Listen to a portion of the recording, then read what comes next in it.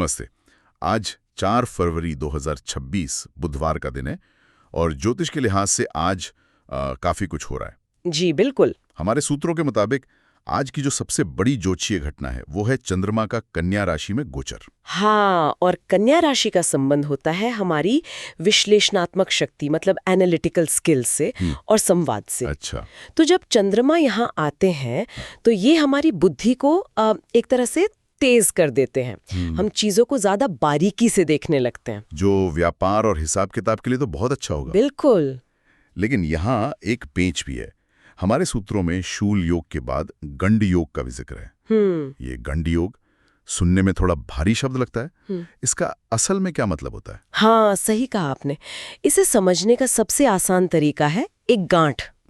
जी, ज्योतिष में गंड योग को एक आध्यात्मिक या कर्म की गांठ माना जाता है।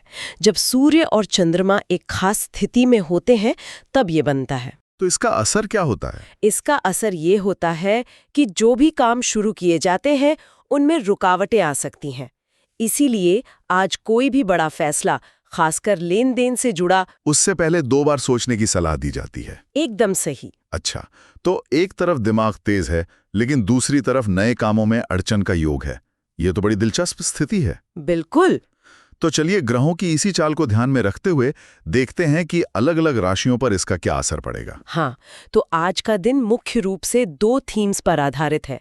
एक तो आर्थिक अवसर और दूसरा संवाद में चुनौती। तो पहले आर्थिक अवसरों की बात करते हैं।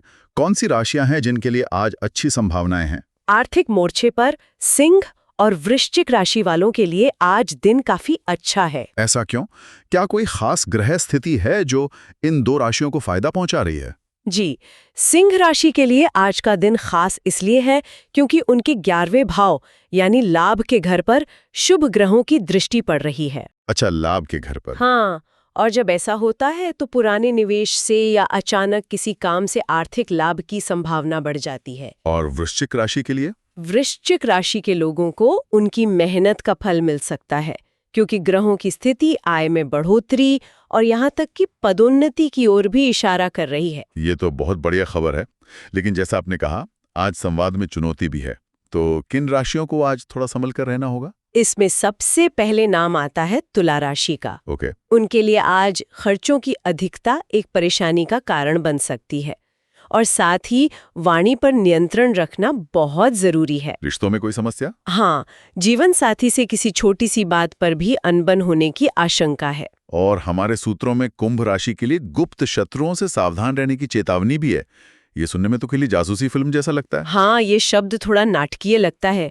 गुप्त शत्रु का सीधा मतलब है वो अप्रत्याशित समस्याएं या लोग जो आपके काम में बाधा डाल सकते हैं। मतलब ऑफिस की राजनीति या ऐसा कुछ? बिल्कुल, ऑफिस की राजनीति भी हो सकती है या कोई ऐसा व्यक्ति जिस पे आप भरोसा करते हैं लेकिन वो आपकी योजनाओं को नुकसान पहुंचा सकता है। तो कुंभ राशि के लिए संदेश है कि सजग रहें। जी, और हर किसी से अपनी योजनाएं साझा न करें।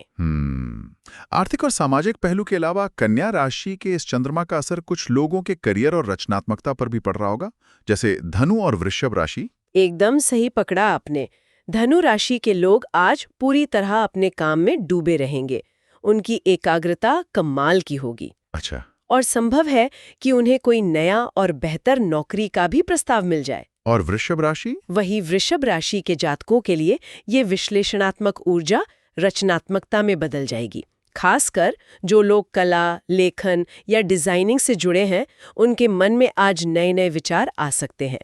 जब दिन में गंड योग जैसी चुनौतियां हों तो ज्योतिष में अक्सर कुछ उपाय भी बताए जाते हैं।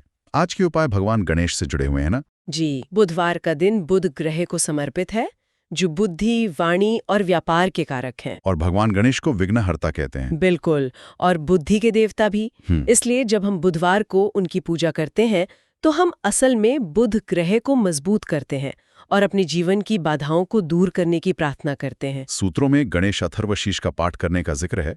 जो श्रोता इससे परिचित नहीं, आप बता सकती हैं कि ये क्या है और इतना शक्तिशाली क्यों माना जाता है? जरूर। गणेश अथर्वशीष एक बहुत प्राचीन और शक्तिशाली संस्कृत सूत्र है। ये भगवान गणेश के निराकार यानी यूनिवर्सल कॉन्शियसनेस वाले रूप की प्रार्थना करता है।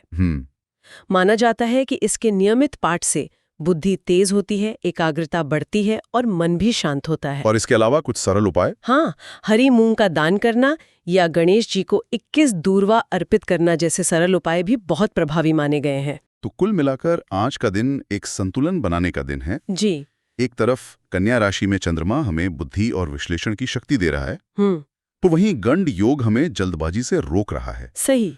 तो सिंह और वृश्चिक राशि वाले इस बुद्धि का इस्तेमाल आर्थिक लाभ के लिए कर सकते हैं। बिल्कुल, जबकि तुला और कुंभ राशि वालों को इसी बुद्धि का इस्तेमाल सावधानी बरतने और रिश्तों को संभालने में करना चाहिए। और शायद यहीं पर आज का सबसे गहरा विचार छिपा है। जी। ज्योतिष हमें संकेत दे रहा है कि आज हमारी तार्किक शक्ति बढ़ी हुई है। तो सवाल यह है कि क्या हम इस बढ़ी हुई शक्ति का इस्तेमाल सिर्फ कोई सौदा करने या किसी बहस में जीतने के लिए करें, या फिर इसका उपयोग किसी पुरानी गलतफहमी को दूर करने के लिए भी कर सकते हैं। बिल्कुल। किसी के नजरिए को समझने की कोशिश करने के लिए शायद दिन का सबसे बड़ा लाभ वही होगा।